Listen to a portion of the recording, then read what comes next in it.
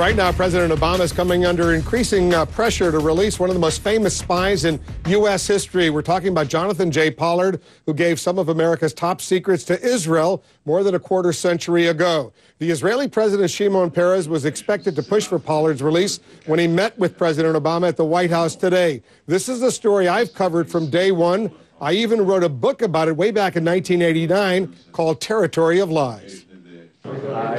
Jonathan Pollard was a civilian analyst for U.S. naval intelligence with access to some of this country's most important secrets.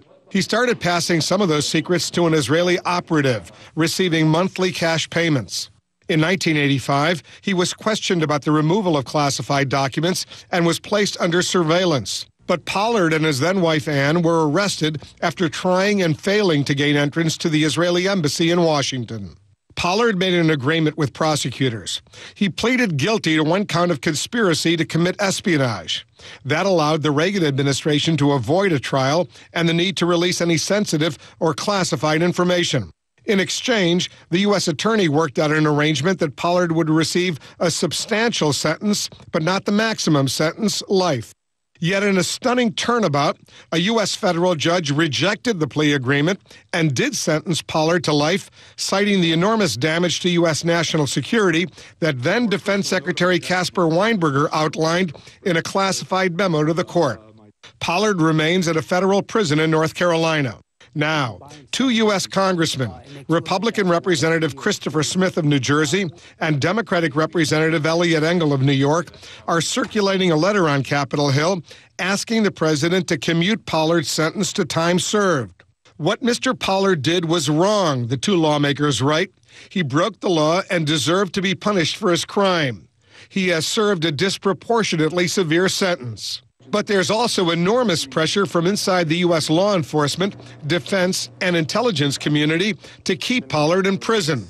Previous administrations have all refused to release Pollard. Now the pressure is once again on President Obama.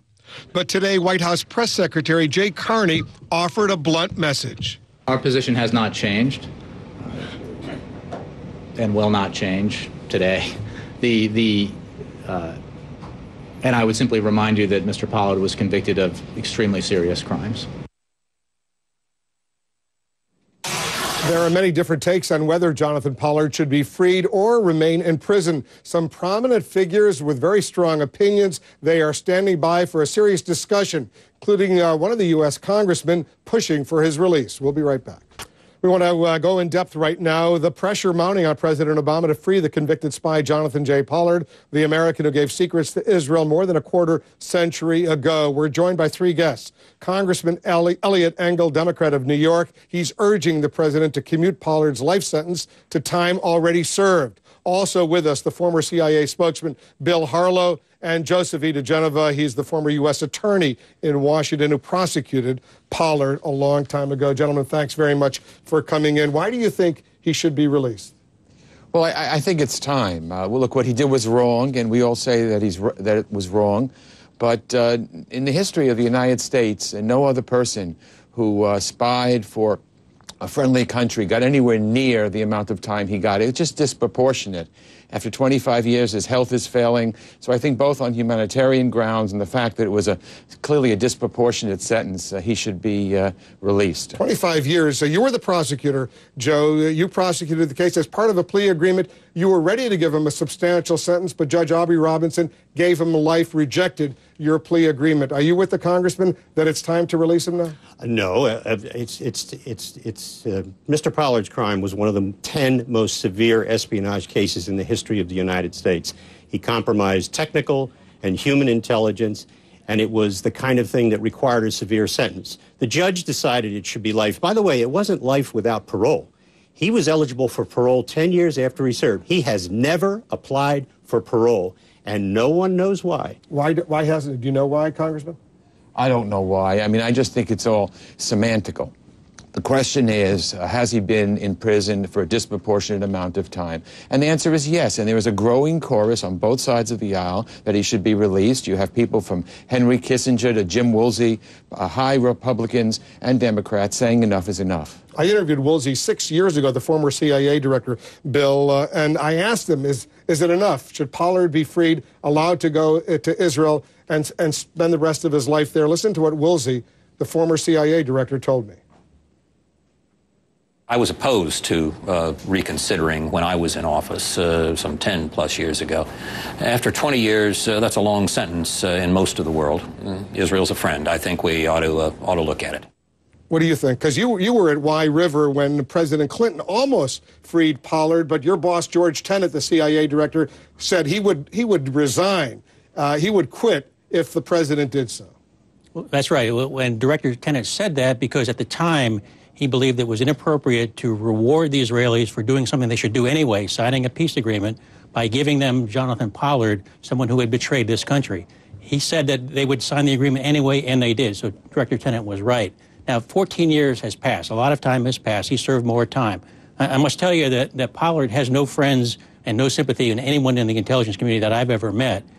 He has served a long time. At some point, some president may decide that it's time to grant him some clemency, but I'm not sure that time is right. Do you agree with Joe that he was one of the 10 worst spies in American history, based on what you know? He was he created incredible damage to U.S. national security.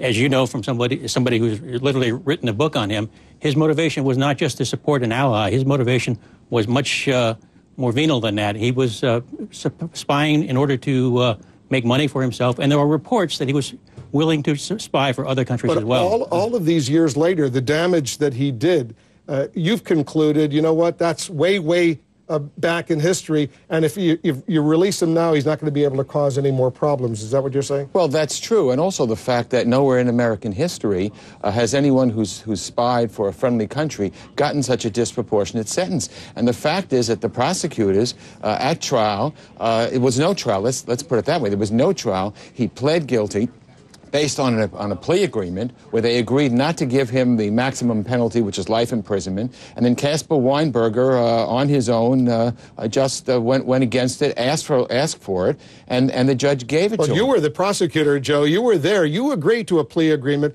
with Hybe, his lawyer, in which he wouldn't get the maximum sentence. There wouldn't be a trial, no need to release classified sensitive information. You were willing to go along with a substantial sentence, but not the maximum sentence. So why not release him after 25 years? Well, because the judge made a determination that it was, in fact, one of the worst spy cases in history. That was based on the Caspar Weinberger memorandum. By the way, Caspar Weinberger didn't do this on his own, Congressman. He was required by law to submit a damage assessment to the court, as is done in every national security case.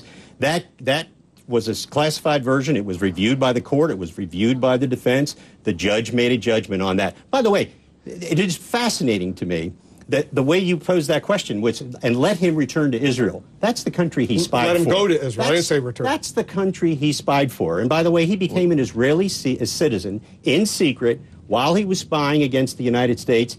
He was to get over $500,000 over the length of a 10-year spy conspiracy that was supposed to last 10 years. It was cut off because of good work by the Naval Investigative Service.